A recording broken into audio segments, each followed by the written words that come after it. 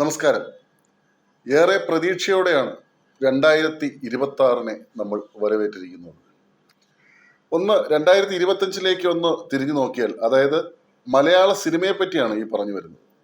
മലയാള സിനിമയ്ക്ക് 2025 എങ്ങനെയായിരുന്നു എന്നൊന്ന് പരിശോധിക്കണം.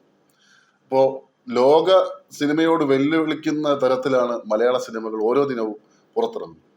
അത്തരത്തിൽ അതിൻ്റെ കഥയിലായിരുന്നാലും മേക്കിങ്ങിലായിരുന്നാലും മറ്റേത് മേഖലയിലായിരുന്നാലും ലോക സിനിമയോട് കിടപിടിക്കുന്ന തരത്തിൽ മലയാള സിനിമ മാറിക്കഴിഞ്ഞു. ഇപ്പോൾ 2025 വിട പറഞ്ഞ് 2026 എത്തിയെങ്കിലും മലയാള സിനിമയ്ക്ക് 2025 എങ്ങനെയായിരുന്നു എന്നൊരു ചിന്തിച്ചിട്ടുണ്ട്? അങ്ങനെ ഒരു തീർച്ചയായും മലയാള സിനിമ ഒരു മാറ്റത്തിന്റെ പാത. അത് 2025 2024 മുതൽ മലയാള സിനിമ ഒരു മാറ്റത്തിന്റെ പാതയിലാണ്. കഴിഞ്ഞ വർഷം നഷ്ടം കൂടുതലായിരുന്നു, ലാഭം കുറവും നഷ്ടം കൂടുതലായിരുന്നു. ഇത്തവണ ഏതാണ്ട് സമാസമം ഒക്കെ എത്തി, പൈസ കൂടുതൽ കിട്ടിയിട്ടുണ്ട്. പക്ഷെ എല്ലാ സിനിമയ്ക്കും അല്ല, വളരെ ചുരുക്കം ചില സിനിമകളാണ് മൊത്തം നഷ്ടം നികത്തിയത്. പ്രൊഡ്യൂസർമാർ ഭൂരിഭാഗം പ്രൊഡ്യൂസർമാർ നഷ്ടത്തിലാണ് ഓടിയത്.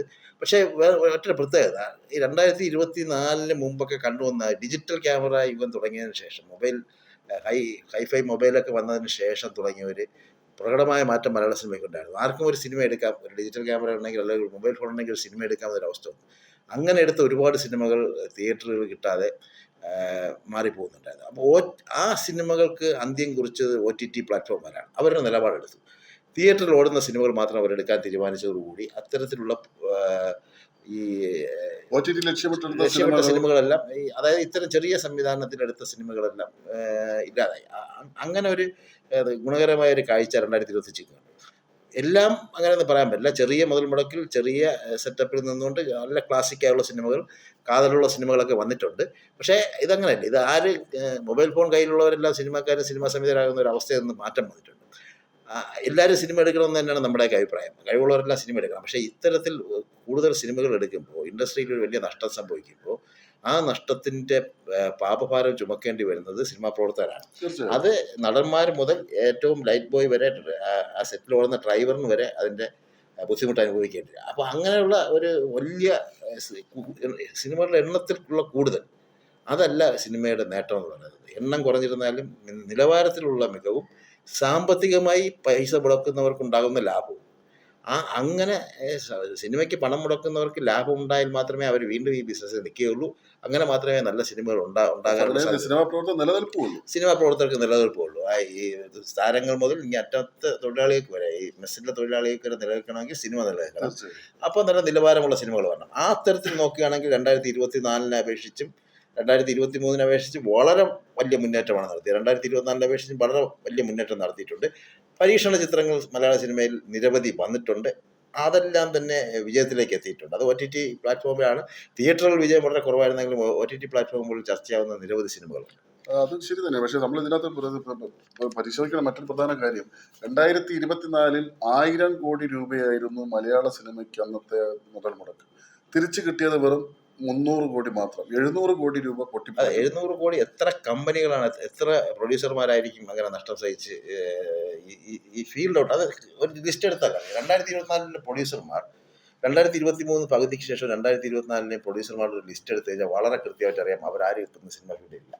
പലരും കടം തീർക്കാൻ വേണ്ടി പോകും, ഉള്ള സമ്പാദ്യം മുഴുവൻ നഷ്ടപ്പെടുകയും കടം തീർക്കാൻ വേണ്ടി പോകും. ഒരുപാട് പേര് സിനിമാ രംഗത്തേക്ക് വന്നു. പല സംവിധായകരും പറഞ്ഞ് വിശ്വസിപ്പിച്ചൊക്കെ ഈ ഫീൽഡിലേക്ക് വന്നു. OTT ആയിരുന്നു അവരുടെ ഒരു പ്രധാന ലക്ഷ്യം. പക്ഷേ OTTക്കാർ കൈവിട്ടതോടുകൂടി ഭയങ്കരമായ നഷ്ടത്തിലേക്ക് പോയി. അവർ ഈ സിനിമ മേഖല തന്നെ വെറുത്ത് തിരിച്ചുപോയി. പക്ഷെ അതേസമയം 2025 കുറച്ചുകൂടെ മെച്ചപ്പെട്ടിട്ടുണ്ട്. കാരണം 1200 കോടി രൂപയാണ് ഇത്തവണത്തെ 2025 മുതൽ മുടക്ക്.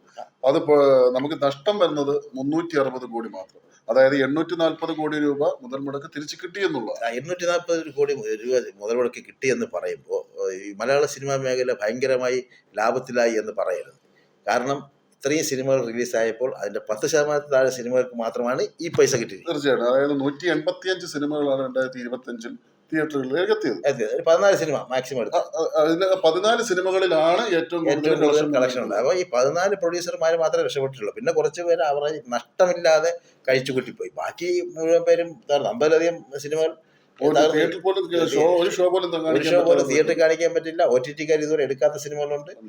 അവസാനം അങ്ങോട്ട് പൈസ കൊടുത്തെടുപ്പിച്ച സിനിമകളൊക്കെ ഉണ്ട്. ചില സൂപ്പർ താര നിരയിലേക്കൊക്കെ ഉയർന്നു വന്ന ചിലരുടെയൊക്കെ സിനിമകൾ അങ്ങോട്ട് പൈസ കൊടുത്തെടുക്കേണ്ട ഒരു അവസ്ഥയിലേക്ക് വരെ കാര്യങ്ങൾ എത്തിയ ഒരു വർഷം കൂടെയാണ്. അല്ല, അതിനകത്ത് വേറെ പ്രധാനം ശ്രദ്ധിക്കേണ്ടതെന്ന് വെച്ചാൽ ചെറിയ മുതൽ മുടക്ക് വന്ന പടം അവർ പോലും പ്രതീക്ഷിക്കാതെ വലിയൊരു വിജയമായിരുന്നു. അതായത് ലോക എന്നൊരു സിനിമ. ലോക ചെറിയ മുതൽ മുടക്കെന്നല്ല പറയാൻ, ലോക ചെറിയ മുതൽ മുടക്കൊന്നും അല്ല. അതിന്റെ ഒരു ഇത് അത്യാവശ്യം മുതൽ മുടക്കുണ്ടായിരുന്നു.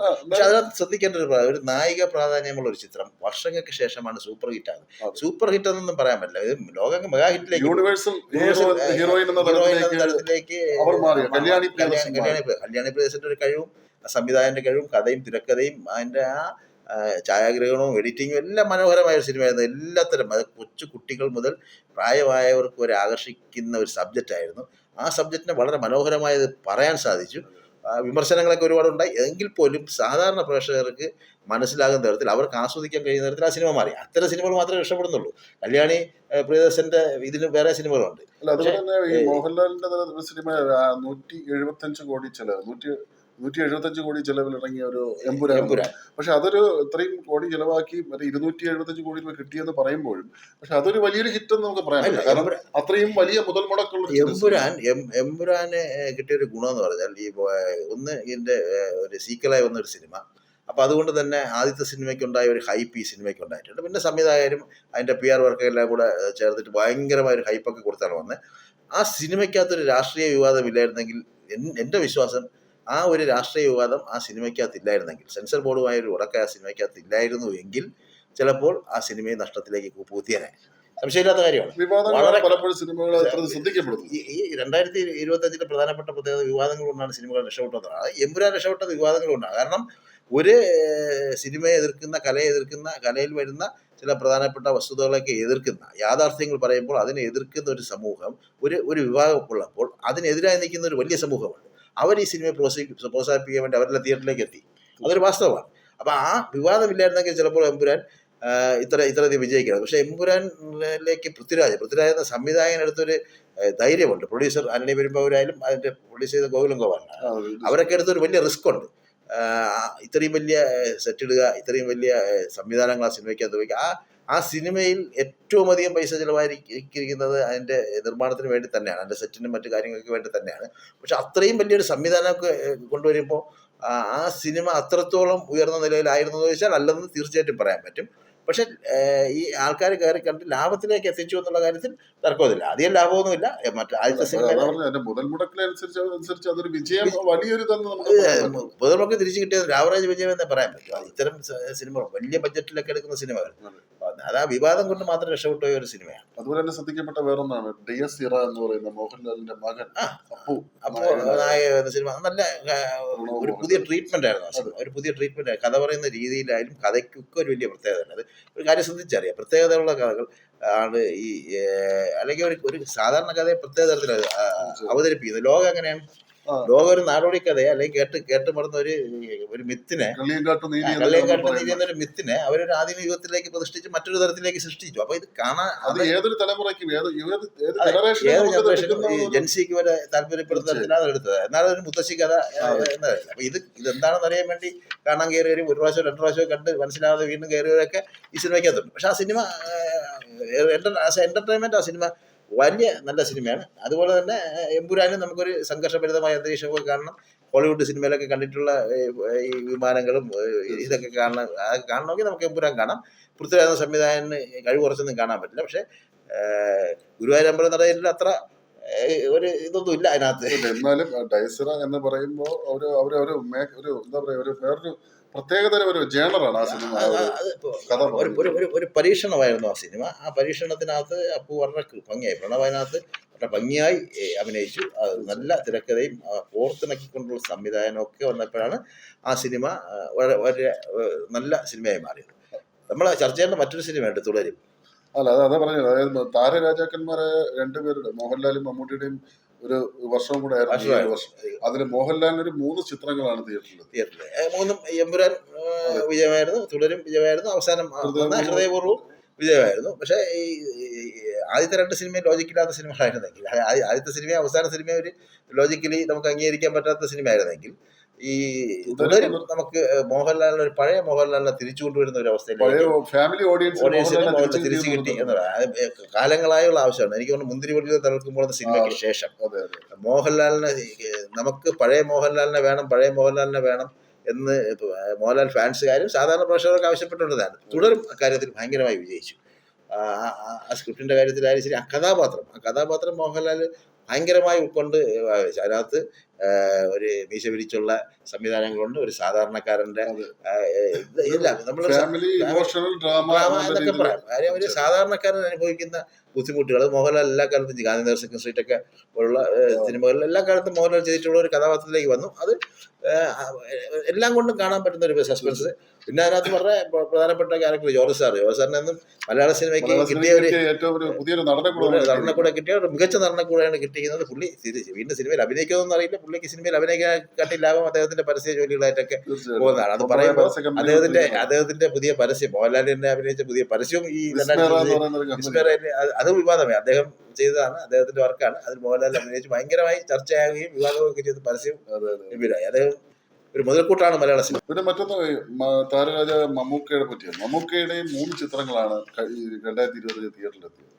ഒന്ന് ladies and the purse, Dominic and the ladies. മറ്റൊന്ന് ബസൂക്ക, അവസാനം ഇറങ്ങിയ കളങ്കാർ. ഈ ഡൊമിനിക് ആൻഡ് ലേഡി പേഴ്സ് എന്ന് പറയുന്ന സിനിമ തിയേറ്ററിൽ വന്നതും പോയതൊന്നും അധികം ആരും അറിഞ്ഞിട്ടുണ്ടെന്ന് തോന്നുന്നില്ല. മോഹൻലാൽ മമ്മൂട്ടി ഫാൻസുകാരെ ഗൗതം മേനോനെ പോലൊരു സംവിധായകനിൽ നിന്ന്, ഒരു ക്രിയേറ്ററിൽ നിന്ന് ഇത്തരം ഒരു സിനിമ അല്ല നമ്മൾ പ്രതീക്ഷിക്കുന്നത്. സിനിമയ്ക്ക് കുഴപ്പമൊന്നുമില്ല.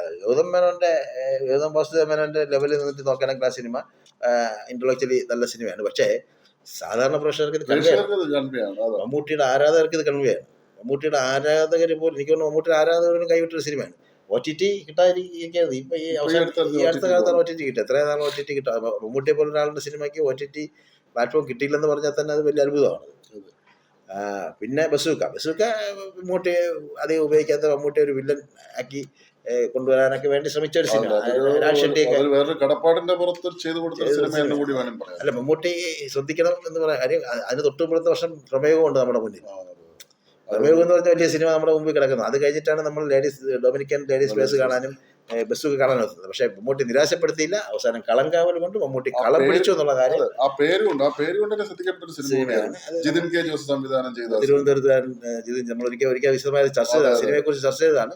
പക്ഷെ മമ്മൂട്ടിയെ പോലൊരു നടന്റെ മമ്മൂട്ടിയിൽ നിന്ന് നമുക്ക് എന്ത് പ്രതീക്ഷിക്കാം? ഒരു സംവിധായകൻ എന്തൊക്കെ അദ്ദേഹത്തിൽ നിന്ന് ചെയ്യാൻ പറ്റുമോ അതെല്ലാം കിട്ടി.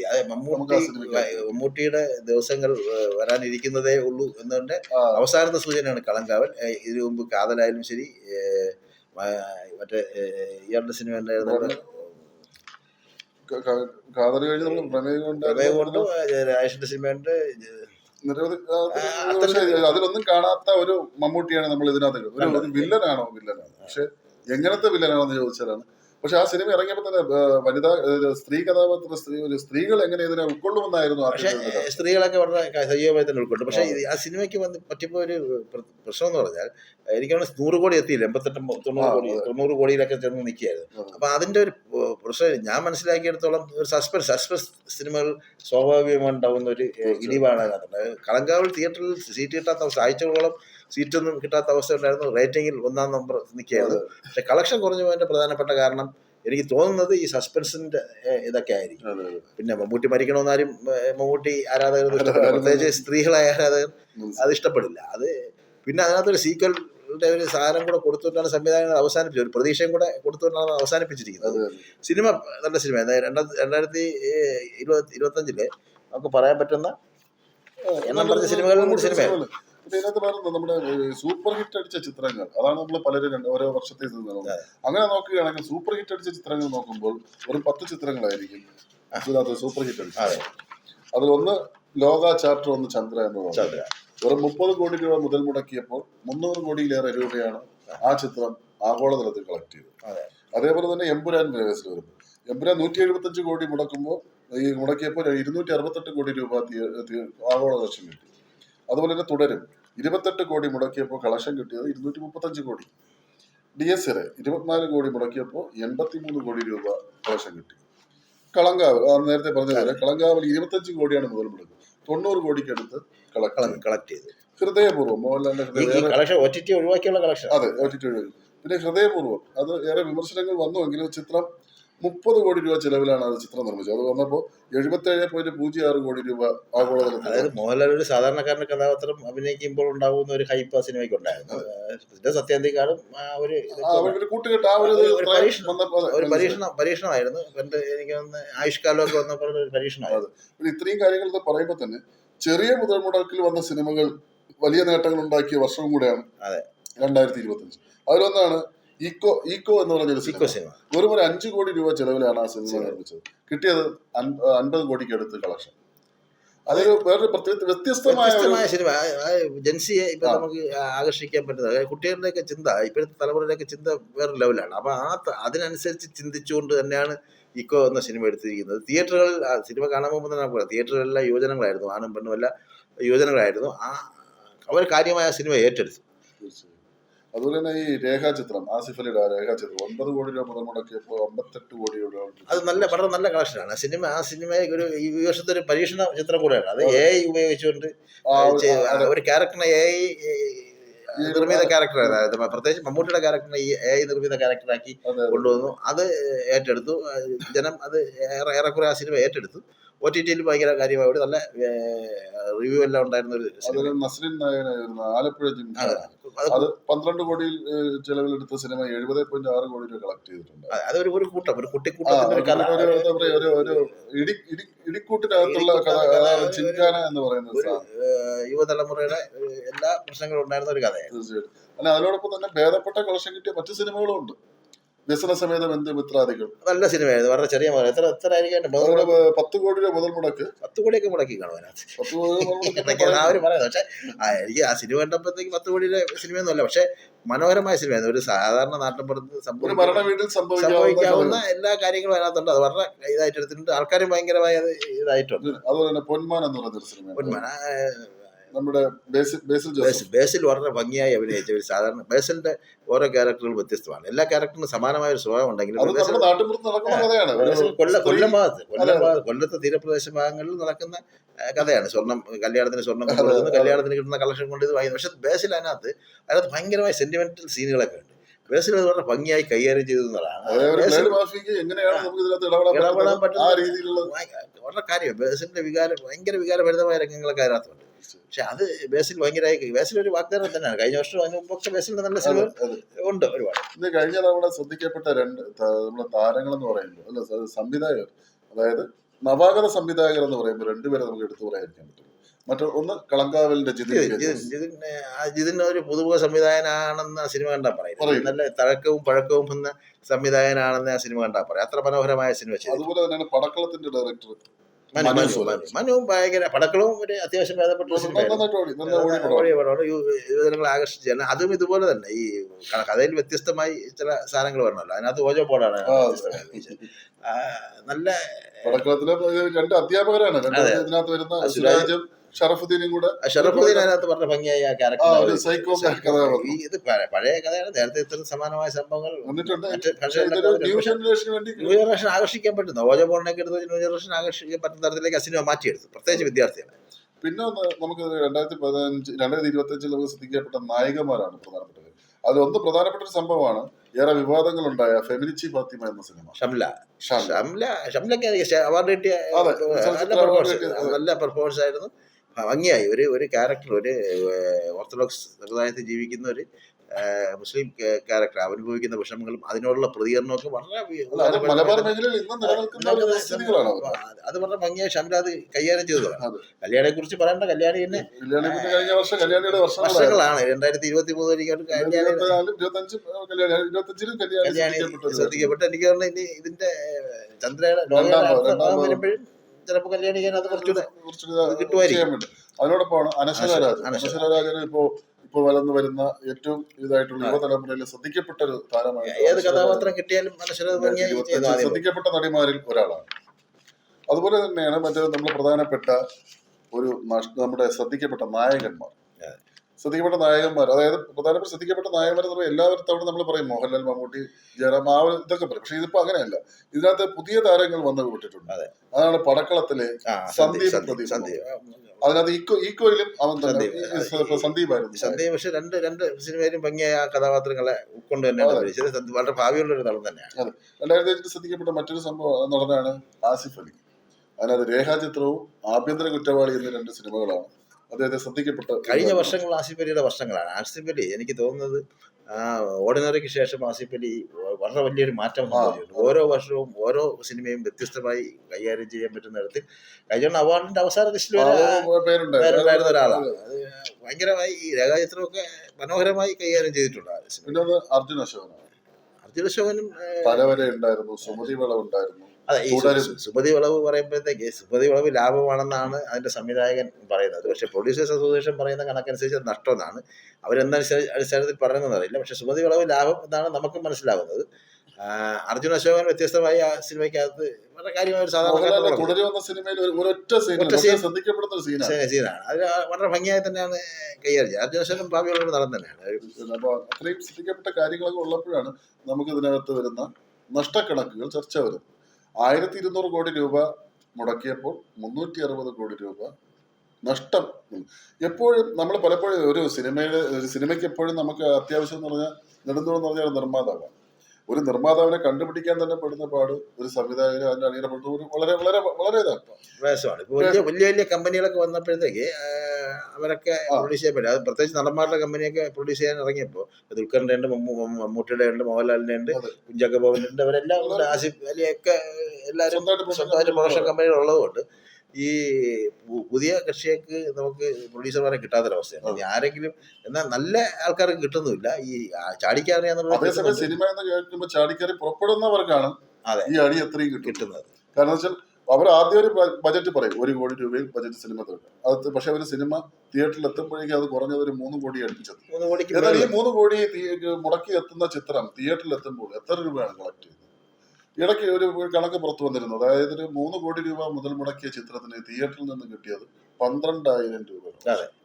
വെറും 12. അപ്പൊ അതിന് എത്ര ശതമാനമാണ് ഒരു എന്തെങ്കിലും ഒരു രൂപ ഒരു ഇതിനു വേണ്ടി അവർക്ക് ഒരു നിർമ്മാതാവിന് കിട്ടിയിട്ടുണ്ടെന്ന് ചോദിച്ചാൽ ഇല്ല.